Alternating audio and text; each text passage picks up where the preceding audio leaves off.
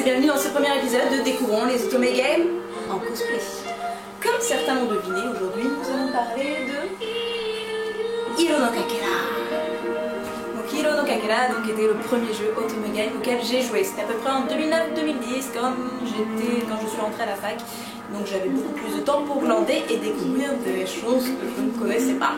Donc les Otome Games. Alors aujourd'hui je vais vous parler tout d'abord de l'histoire de Hiro no Kakera et surtout du 1 et du 3 parce que c'est où mon personnage apparaît. Évidemment, il y a plusieurs jeux, mais je vous dirai ça après. Donc l'histoire, c'est une jeune fille, Tamaki Kasuga, qui arrive à la campagne parce que ses parents sont partis travailler à l'étranger, il me semble. Donc elle arrive à la campagne pour vivre chez sa grand-mère. Et évidemment la campagne, t'as un arrêt de bus pour 10 km de marche pour aller au village voulu. Donc à l'arrêt de bus, évidemment, il n'y a personne pour la chercher. Elle décide donc de passer par la forêt pour rejoindre la maison de sa grand-mère. Et quand on dit forêt, dans un Otome Game un peu fantastique, évidemment, on dit monstre. Elle découvre donc qu'elle peut voir des petits monstres tout mignons. Donc évidemment, elle joue un peu avec eux jusqu'au moment où il y a un gros monstre bien dégueulasse qui arrive pour la bouffer, bien évidemment. Un peu dans le caca, on va dire ça comme ça, il y a le héros principal, Takuma, qui arrive et qui la sauve de la mort. Il lui apprend aussi quelques sorts, donc il lui apprend qu'elle a de la magie en elle. Mais comme il est nul pour les explications et qu'elle comprend rien de toute manière, ils vont chez la grand-mère où là, elle explique un peu mieux les choses. En fait, Tamaki, c'est la prochaine prêtresse qui s'appelle la Tamayori Hime, qui a pour but de veiller sur des sceaux qui scellent l'Onikirimaru, un démon qui a voulu détruire le monde il y a quelques siècles. Cependant, une tâche qui pensait être plutôt basique était en fait beaucoup plus ardue parce que, évidemment, au bout de quelques siècles, les sceaux ont commencé à se briser, sans compter l'intervention d'une organisation qui s'appelle Logos, qui a décidé de libérer l'Onikirimaru pour en obtenir le pouvoir, bien évidemment. Mais Tamaki n'est pas toute seule, elle possède donc des gardiens, les Shugosha, qui donc ont des pouvoirs assez spéciaux, c'est des dieux qui ont prêté leur pouvoir à des humains, des familles humaines il y a quelques siècles, et ça se transmet de génération en génération. Donc elle a plusieurs gardiens que je vous montrerai tout à l'heure, c'est tous les personnages qu'on peut draguer, donc les hommes, ainsi donc le mien. Donc tous les dieux à peu près qui donnent leur pouvoir aux Shugosha, c'est tous les dieux japonais qu'on connaît un peu à force de regarder des animés. Le corbeau, il y a Tagarasu, il y a le renard à 9 queues ou 7 queues, je sais plus, le serpent, le loup, et tout ça quoi. Donc elle fait la connaissance de tous les Shugosha, évidemment, au lycée, quelques jours après quand elle commence à râler en cours, ainsi qu'en dehors parce qu'il y en a un qui est plus âgé que les autres et qui n'est plus au lycée. Et donc c'est le début de la lutte acharnée pour sauver le monde. Voilà, j'espère que l'histoire est un peu claire, je sais pas trop. Enfin, bref, si vous avez d'autres questions, n'hésitez pas à poser ou aller sur Wikipédia pour avoir l'histoire plus précise. Parce que bon, je peux pas tout expliquer d'un coup évidemment, ça serait très long, donc c'est vraiment le plot de départ. De quoi vais-je vous parler maintenant? Donc oui, Hiro no Kakera a 5 jeux. Donc le 1 et le 3, c'est les mêmes personnages, sauf qu'il y a toute une... Le 1 en fait se passe en automne et hiver un peu, alors que le 3 se passe en été, donc plus dénudé évidemment, c'est ce qu'on préfère. Ensuite il y a le 2 qui est avec des personnages différents mais qui reprend à peu près la même histoire que le 1. Il y a le 4, le premier 4, qui a un graphique totalement différent et qui est assez dégueulasse. J'y ai pas joué parce que le graphique ne m'a pas du tout intéressé. Et il y a le nouveau 4 qui est sorti très récemment, enfin récemment, ça fait quand même 1 ou 2 ans maintenant, qui reprend un bon design et une bonne histoire, mais je n'y ai toujours pas joué, donc je ne peux pas vous en dire plus pour le moment. Donc Hiro no Kakera a été créé par Idea Factory, donc Automate. Il se joue sur DS, PS2 et PSP récemment. Le premier jeu est sorti en 2006 sur DS. Et donc maintenant nous allons parler des personnages. Commençons donc par l'héroïne Tamaki. Tamaki, c'est une jeune fille, donc une lycéenne, qui était tout ce qu'il y avait de plus normal jusqu'à ce qu'elle arrive chez sa grand-mère Donc Tamaki, c'est cette demoiselle ici. Elle est plutôt enjouée, elle mâche pas ses mots pour une héroïne, donc je l'ai beaucoup appréciée pour ça. Elle se laisse jamais démonter par les gars, parce que bien évidemment, tous les gars au début du jeu ne s'intéressent pas vraiment à elle. Pour eux, c'est un peu une moche et une abrutie, et ils ne manquent jamais une occasion pour lui rappeler. Donc, les hommes que nous pouvons draguer, c'est parti. Commençons par Takuma, que nous avons déjà exposé tout à l'heure. Donc, c'est le héros, c'est le personnage principal, et c'est le personnage principal évidemment parce qu'il est possédé par l'Oni Kirimaru. Ça on ne savait pas, on s'y attendait pas du tout. Bref, il est possédé par le démon, et quand il ne pète pas un câble, il est très sympathique comme personnage, voyez-vous. Takuma donc a le même âge que Tamaki, il est dans la même classe qu'elle. Il aime les taiyaki et il ne mâche pas ses mots. Le mot préféré qu'il emploie pour appeler Tamaki, c'est baka. Voilà, ce qui veut dire donc idiote. Durant sa route, on l'entend un bon nombre de fois. Je ne pourrais pas vous dire combien parce que ça a dépassé la dizaine. Même la vingtaine ou la trentaine, je pense. C'est un personnage qui fait sa vie, mais qui prend soin de ses amis, mine de rien. Ensuite, parlons de Mahiro Hattori Sawada. Donc oui, Mahiro, c'est le personnage que je cosplay, c'est le senpai qui est plus petit que l'héroïne, qui fait 1m57 alors que l'héroïne fait 1m60. Il complexe donc sur sa taille, bien évidemment, et il boit du lait le plus souvent possible. Mais ses potes essayent de lui en donner aussi quand ils en ont. Son plat préféré, c'est le... Enfin, son plat, il aime tout, mais ce qu'il aime bien bouffer, c'est le yakisoba pan. Qu'est-ce qu'il a? Ce personnage est très enjoué en général. C'est le personnage qui parle fort, qui fait sa vie et tout. Mais en fait, il a un côté assez sombre, une histoire triste, et son rêve ce serait de partir du village et d'aller aux States et de faire tous les States au bord de sa moto. Cependant, c'est un rêve assez irréalisable étant donné que c'est un Shugosha et que les Shugosha doivent veiller sur la prêtresse. Et la prêtresse se doit d'être dans ce village. Donc les Shugosha aussi.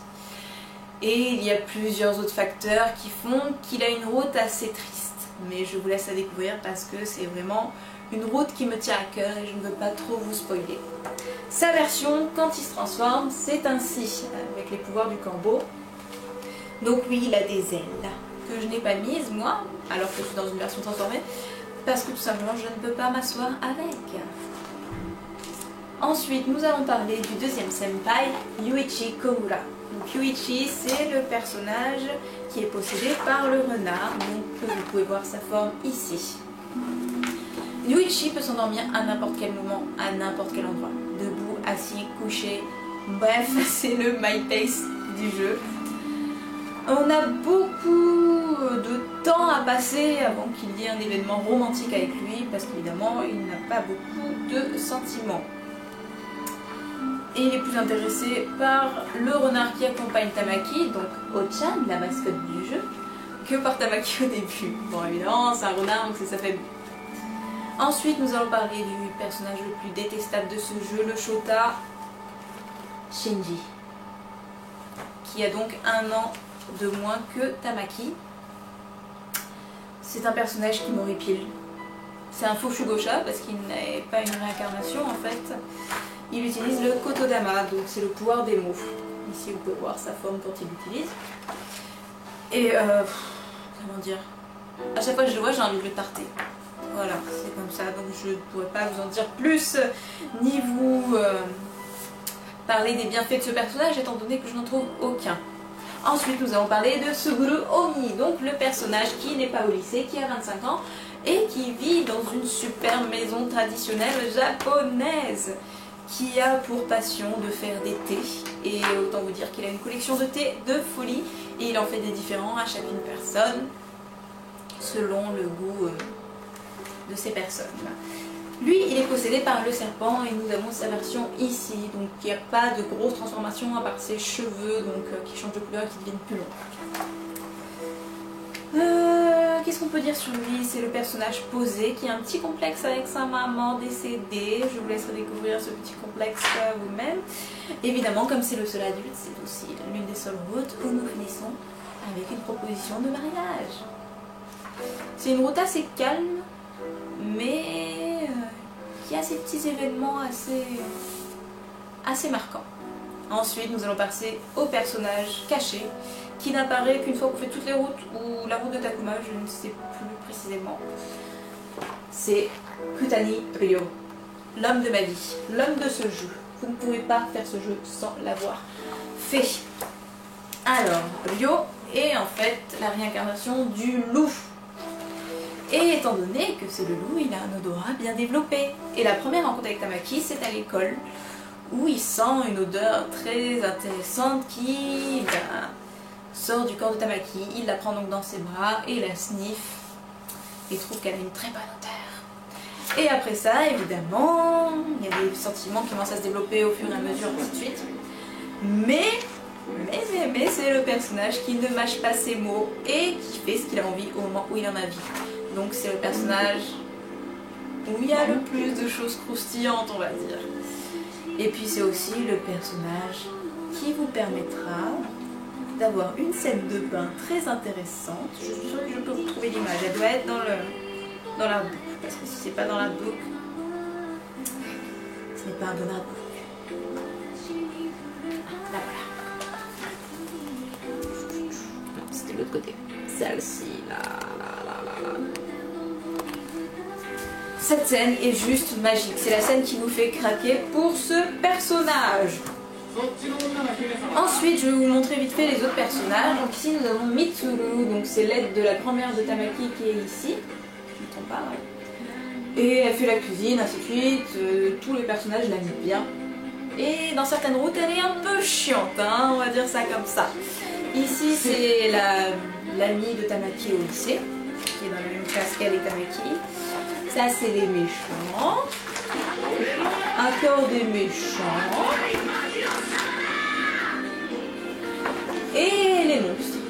Donc, vous voyez, il y a à peu près tous les genres de monstres, hein, des trucs dégoulinants, des dieux, des cornes, enfin, bref, tout ça. Donc voilà, nous allons parler des personnages. Qu'allons-nous parler ensuite? Oui, Hiro no Kakera a été adapté en anime. 2 saisons de 13 épisodes. L'anime reprend l'histoire, la route de Takuma et Tamaki, donc la route principale du jeu. Ils oublient certains trucs et ils rajoutent d'autres choses, style certains hommes qui tombent amoureux de Tamaki alors que dans le jeu, non, quand tu as choisi un homme, les autres ne sont pas amoureux. Mais ça donne un petit effet sympathique quand même. Et malgré le graphisme qui fait un peu mal, ça fait mal de passer du jeu à l'anime, c'est assez agréable à regarder. Donc je vous le conseille pour une fois, je vous conseille une adaptation d'animé d'Otome Games qui est très rare. Les OST sont super jolies et puis évidemment l'opérette est chantée par la même chanteuse que celle du jeu. Donc c'est un bon OP. Ensuite manga, il y a évidemment des petits mangas qui sont sortis, mais je fais une petite histoire comme ça. Je crois qu'il y a 2 ou 3 tomes. Je me suis pas renseignée dessus, donc désolée. Et je les ai pas non plus. Mon personnage favori, donc c'est Ryo Kutani, le loup. Celui qui est caché là. C'est mon personnage favori, il a un sex appeal de folie, son caractère est génial, puis c'est le personnage touchy avec l'héroïne quoi, généralement c'est l'un de mes personnages favoris dans chaque Otome Game. Et non, je ne l'ai pas cosplayé tout simplement parce que il a trop de sex appeal et je ne pouvais pas reproduire ses sentiments. Je ne pouvais pas dégager les mêmes hormones que lui, vous voyez. Donc j'ai préféré cosplayer mon deuxième favori, donc Mahiro Hattori Sarada. Pourquoi je l'ai cosplayé? Tout simplement, comme je vous l'ai dit un peu plus tôt, c'est mon deuxième personnage favori. Évidemment, donc Ryo est intouchable. Et c'est le personnage donc, qui est un peu excité, qui fait vraiment, enfin qui va dans tous les sens, qui se perche dans les arbres évidemment, parce qu'il a des ailes que je n'ai pas pu mettre évidemment, parce que je ne peux pas m'asseoir avec. Et donc c'est le personnage qui me ressemble le plus. Il me ressemble beaucoup plus que Ryo bien évidemment. Donc c'était beaucoup plus facile à replayer. Donc ce cosplay je l'ai fait en 2012. Et donc là vous pouvez voir les fentes que j'avais fait pour les ailes que je n'ai pas pu mettre. C'était le premier cosplay où j'ai expérimenté les dégradés. Voilà. La peinture à tissu c'était aussi la première ou deuxième année je crois. Bon il y a des trucs qui tombent en ruine hein. Évidemment c'était dans des cartons, on va dire ça comme ça, donc je l'ai ressorti rapido ce niveau là. Bon c'était pas trop mal pour l'époque hein. Je l'avais fait avec un super groupe. Donc avec plusieurs amis qui avaient aussi les mêmes versions du 3. Parce que bien évidemment elle est beaucoup plus développée. Dans le 1 ils ont que l'uniforme. Donc même un uniforme avec les ailes et puis les petites plumes. C'était pas trop ça pour monter sur scène. Mais ça devait être une version où ils sont transformés parce qu'ils sont vachement plus classe. Je n'ai pas pu faire les peintures sur les mains. Parce que tout simplement j'aurais pu faire celle-là, la main gauche, mais pas la main droite, étant donné qu'avec ma main gauche, ça n'aurait jamais été joué. Déjà le visage j'ai un peu galéré, parce que généralement ce n'est pas moi qui fais les tatouages. C'est ma chère Tamaki qui les fait. Mais j'ai tout de même mis les lentilles jaunes, enfin dorées, que je n'avais pas il y a 4 ans maintenant. Bref. Voilà, donc on a fini de parler de Hiro no Kakera, même s'il y aurait beaucoup plus d'autres choses à dire, mais il faut quand même finir cette vidéo un jour. Donc le premier épisode est terminé, le prochain épisode sera sur Amnesia. Je vous conseille donc de jouer à Hiro no Kakera, qui est ce super otome game fantastique.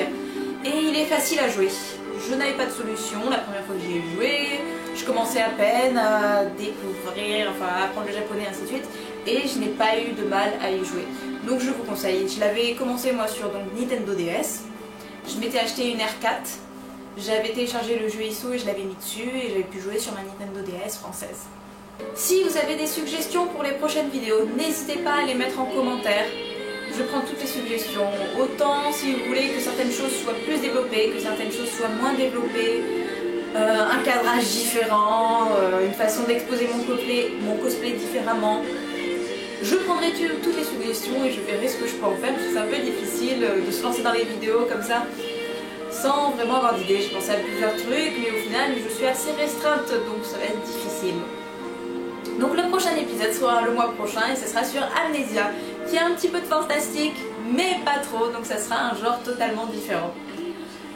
Je vous donne donc rendez-vous le mois prochain pour le prochain épisode de Découvrons les Otome Games en cosplay. À la prochaine.